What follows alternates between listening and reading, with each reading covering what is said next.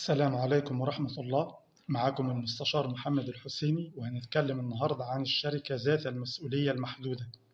والشركة ذات المسؤولية المحدودة وفقا للمادة رقم 4 من القانون رقم 159 لسنة 81 هي شركة لا يقل عدد الشركاء فيها عن 2 ولا يزيد عن 50 شريكا، بحيث يكون كل منهم مسؤول فقط بمقدار حصته التي ساهم بها، وتنتقل حصة الشريك عند الوفاة إلى ورثته.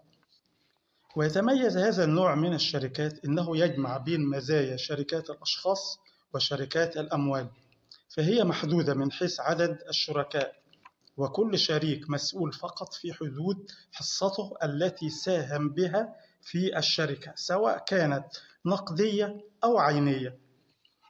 لا يوجد مجلس إدارة في الشركات ذات المسؤولية المحدودة، ولكن يمكن إنشاء مجلس مديرين فقط، أي تعيين مدير ذو صلاحية محدودة، ويجب أن يذكر ذلك في عقد تأسيس الشركة.